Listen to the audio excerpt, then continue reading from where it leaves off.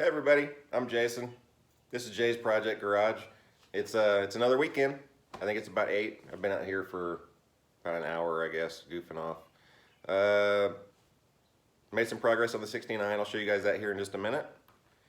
My last video got 17 views, a like, and I actually got a subscriber. So welcome to the channel, Smacky's Garage, Sweet 69. I'll talk more about your car here in just 1 second. Today I got to mow, the normal thing. We're going to work on the 69 some more.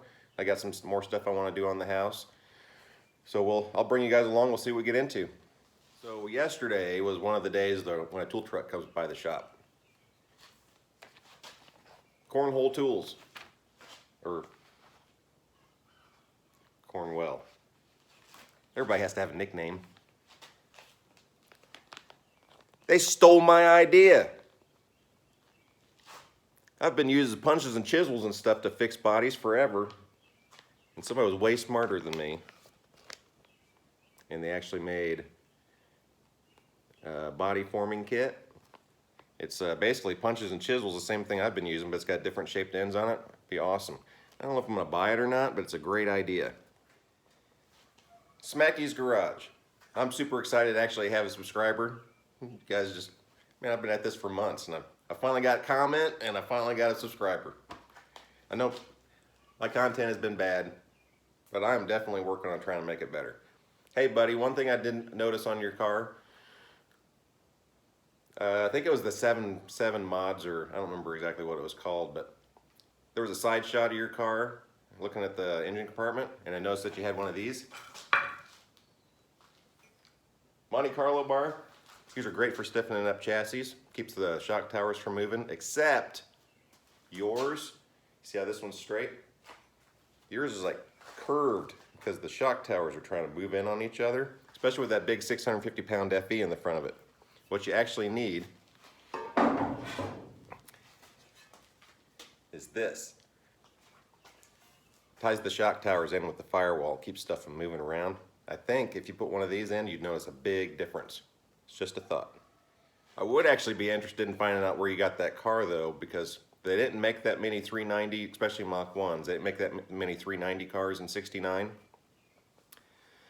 Yours is a 394 speed, which is awesome. But I actually had one of those cars it's probably getting close to 20 years ago. I only had it for a short time. Bought it, sold it, worked on it, and then I lost track of it. But it's the same color as yours, same interior, same engine, transmission, the whole nine. They're great cars. They're really underrated. 390s make stupid torque, and they're a lot of fun to drive. So kudos on the car, man. It's not all rainbows and unicorns. Into every life a little rain must fall. I do have some bad news. So last week I posted a picture and I asked for somebody to leave a comment on what kind of car they thought it was. I don't get very many views. Wasn't really expecting a comment, but it was a Cobra replica. So I got that picture. And then a couple days later, I get this picture.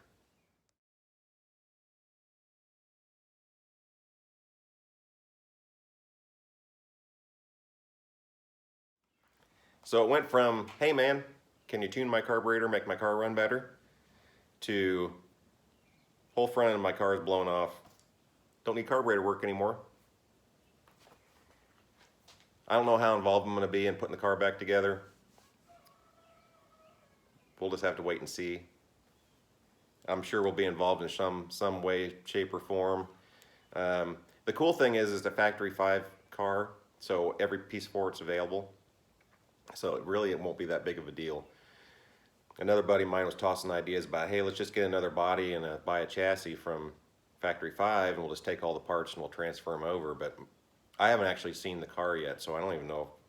I mean, the thing's built like a race car.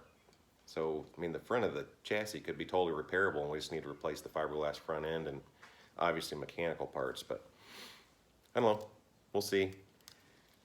It is an interesting story on how it happened. It's not my place to tell it, but there may have been an ambulance involved. Just, maybe you can, I don't know. Well, would you look at that? Actually made some progress on this thing. I got everything all welded in. Got the floor welded to the new torque box. I got everything all primed. Even went up inside the frame rail as far as I could get.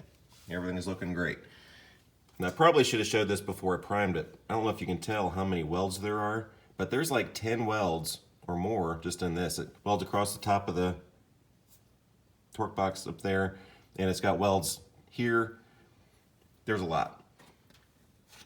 But now, as you look, you can kind of see what I was talking about before, how the rockers tie into the torque box ties into the frame rail, underfloor support and cross member, and the floor and everything all ties in, and there's a bunch of welds that are going to go through here and into the torque box and into the rocker on the floor. That ties everything together. It makes the front ends of these things way more rigid than the early cars. And then out here, I got everything all welded up, got primer on it, and I got this brace that goes from the frame rail to the torque box. So what that means is we are ready to start putting floors in this thing finally. And that's what we're going to be doing this weekend. So at least we're going to get the toe boards done. And I mean, we may get the whole thing done. I did notice one thing. I had a video that I put Barnwood in the title, thinking that maybe I'd get some views. But it doesn't seem like anybody's really interested in any of the house stuff at all. I'm probably just going to keep this channel kind of car related, and I might throw some of that in later. So if I don't make as much progress on the car as you think I should have in a weekend, it's because I'm working on other stuff too. Just keep that in mind. So these are the toe boards I'm going to be putting in. A lot of times the curves aren't exactly the same as what's in there, and you can use a hammer and dolly and you can reshape these and kind of move them around, and if you're careful you won't leave a whole bunch of hammer tracks or anything in it. But the firewall on the 6970 is different than the early cars. I think 65 and 6, 69 or 67, 68, all three kind of eras are going to be just a little bit different. But the toe board part of all of the firewalls are the same. So this was originally designed for 65, 66 cars that don't have torque boxes. So you're going to have this extra flange that sticks down. These cars don't have them. So I'm going to have to trim that off. And if you can trust your eyeballs, which my eyeballs are actually pretty good at figuring out where I need to cut stuff, you can kind of see where you need to rough cut it, and then you can start laying it in there, and you can get it where it needs to go side to side and up and down. And then you can start doing final cuts, and you can make everything fit up really well. And all this stuff's going to get butt welded. I'm not going to overlap any of it. That way I don't have to worry about trying to seam seal the bottom side, the top side, and everything else. It's just going to wind up looking a lot better. So I got it rough cut, and I went a lot higher than I needed to. This thing actually fits pretty well. One thing I did notice when I was cutting this edge, I could tell that this thing wasn't straight. So I stopped, and I left part of that flange. I just got enough of it out of the way where I could lay it down on the torque box. I don't know if you can see that or not. But what I'm going to have to do is I'm going to take a hammer and dolly and I'm going to flatten this corner out, and then I can go back and I can cut it, and it'll actually hug the rocker better. And on this side, I'm going to stagger my cuts. I'm probably going to wind up going here. Actually, I may go up just a little bit higher.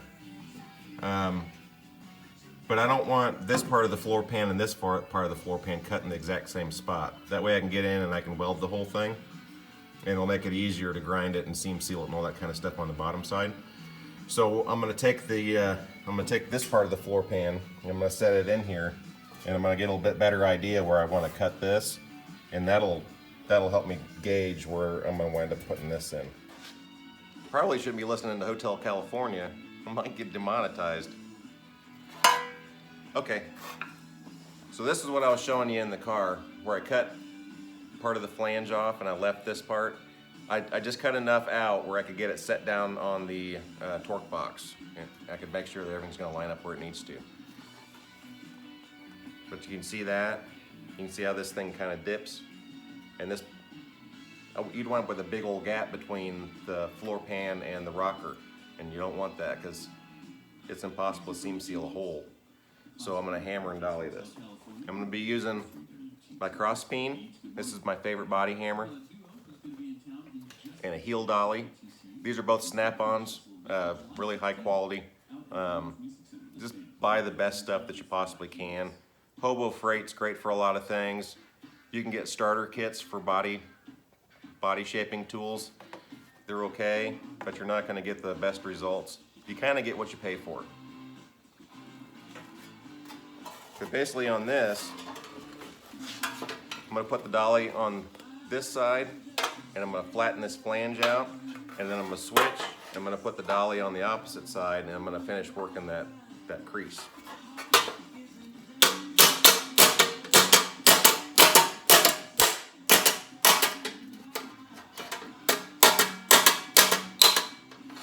Do you hear that ting noise? When you're working on body stuff, you don't actually want to hammer on dolly. You want to hammer off dolly. So you're going to put the dolly wherever the low spot is, and you're going to hit the opposite side with your hammer. And it's basically like having hammers on each side, working a panel. You guys have probably watched blacksmiths, or you've seen somebody working something on an anvil, where you hear that.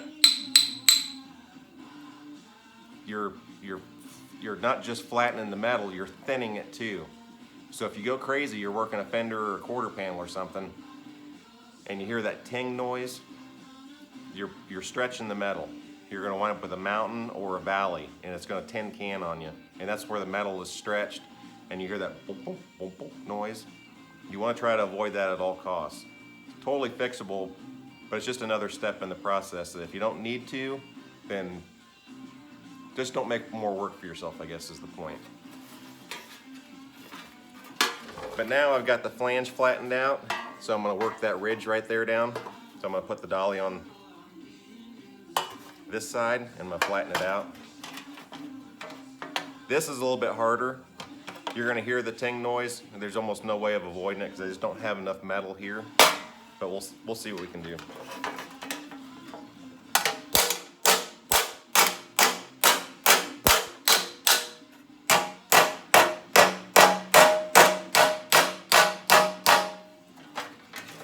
Can you believe these lame action shots? I got a tripod. I can put you guys anywhere, and you can actually see what I'm doing now.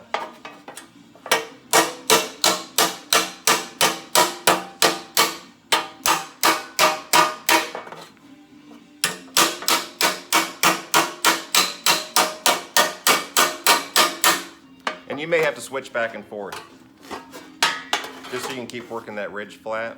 But the whole idea is to try to get it as smooth and flat as you possibly can without a whole bunch of hammer tracks or anything. But I'm gonna finish working this and then I'll bring you guys back and show you what the whole point of it was. Okay, so I got it all worked flat. I don't know if you guys can see that or not. Not really a lot of hammer tracks. One thing about body hammers that you need to remember is even the flat ones aren't 100% flat. They're actually convex just a little bit. I don't normally hit a lot of things with the center of the head. I'll work it around the outside. Get a little bit more control that way. But I don't know if you can see where that corner is. That's actually where it should have been bent, but they missed it, and that's where the bend used to be. You can see how far off it was. That would have been the gap between the toe board and the rocker. And like I said, you don't want to have to put that much seam sealer in something to seal it up. So now I can go back, and I'm actually going to use a piece of masking tape. I'm going to use masking tape along this edge, and I'm going to kind of let it fly, and I'm going to make sure that that corner is where I do in fact need to cut it. I'm going to go ahead and get it cut, and then we'll get it stuck back in the car and see how it looks. Masking tape. Stuff's awesome for getting stuff straight. The wider the masking tape, the straighter your line can be, but you still kind of need to watch as you're stretching it out. I don't know if you guys have ever done pinstripe, but it's the same deal. You attach it at one end of the car and you pull it out, and you go to the other end of the car and you can look down to see if it's straight or not. You're kind of doing the same thing with this. But I used masking tape along the edge, and that corner is almost exactly where it should have been bent. So I'm just gonna get this cut, and like I said, I'm gonna get it set down in the car and then we can look at it again. Much better. Now we don't have some huge hole over here that we're gonna have to try to fill. Now, right now, this is sitting tighter against the rocker than it needs to. And you can see where the factory is, it's about 1/4 of an inch. But this side of the panel isn't as far that way as it needs to be because it's laying on top. So I'm not gonna worry about this side until I get this side cut. And I probably, honestly, even if it is over just a little bit further than it needs to be, I'm probably not gonna do anything with it at all because I still don't want a huge gap down here to seam seal. Okay, so I got the floor pan out, and I don't know if some of you guys may have watched my other video where I laid this down in the car and I used masking tape to show myself where I need to cut it. And remember the arrow, so I remembered which side of the masking tape to cut it on.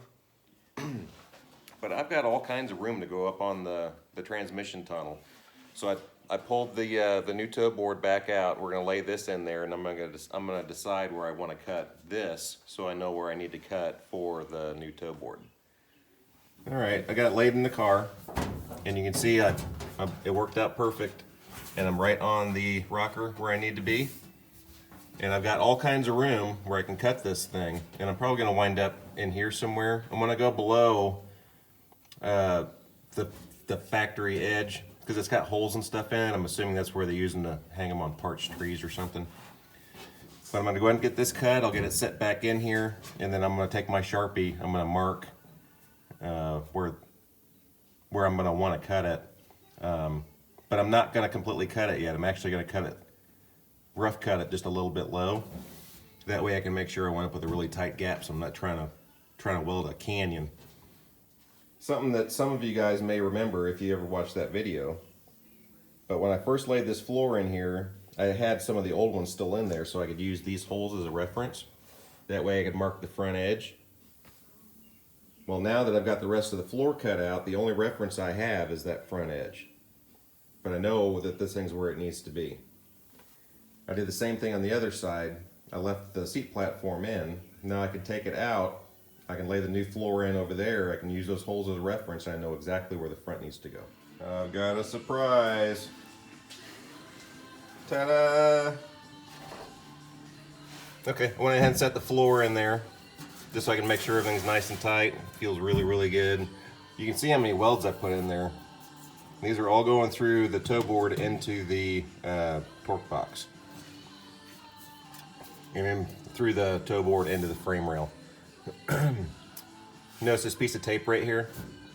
This is my reference. There's a rib on the torque box that goes down. I didn't want to drill a hole there by mistake and then have nothing to weld to. So that's a good thing to put on there just to kind of remind yourself. But it all came out great. Now I'm gonna move on to the floor pan, and I'll bring you guys back when I at least get it tacked in. Okay, it's the next morning. I had to stop on the 69 because I had other stuff to do. 3-hour trip into town. It's funny how that always happens.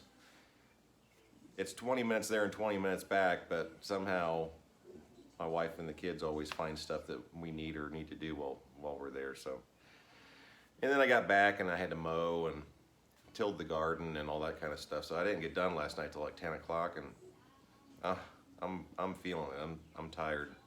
So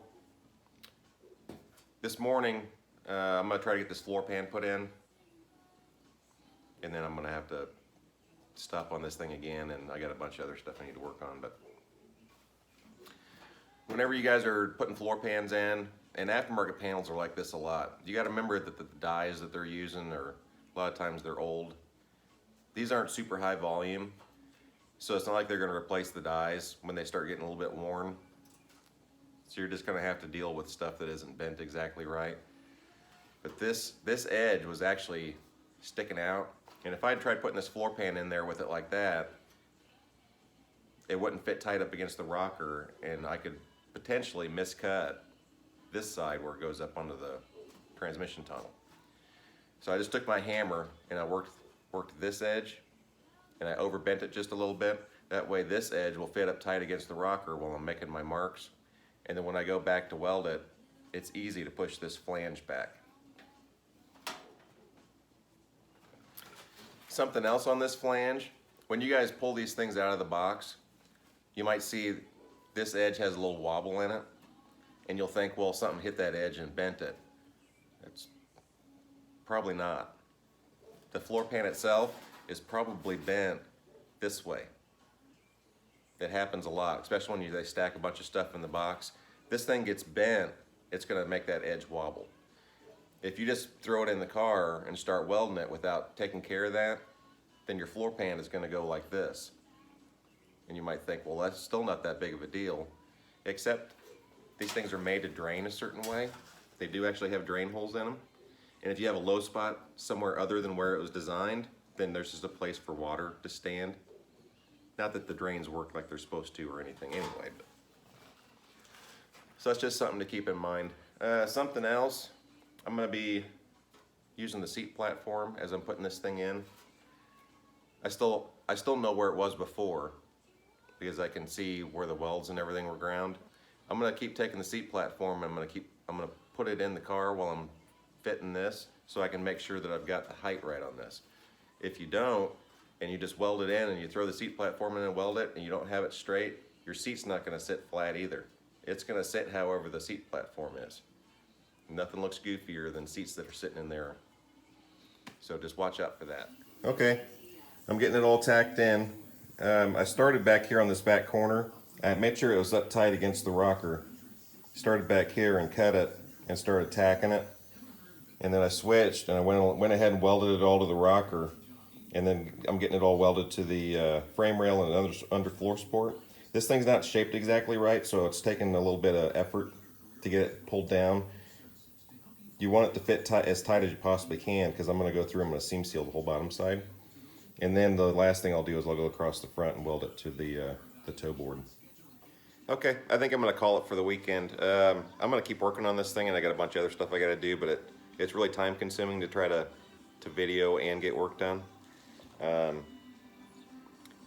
You may have noticed how many welds I put in everything. It seems like there's a lot, but I've taken these cars apart that other people have worked on before, and there's only just been like a random weld here and there. Here's a good analogy for when you're working on unibody cars. Let's say you make a cardboard box and you cut each side individually and you stick it together and just put one piece of tape on each side, and the box is all flimsy and everything.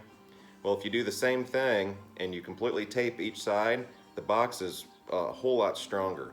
Well, it's the exact same thing when you're working on a unibody. Just think of a box. What's the strongest way to make that box? Same deal.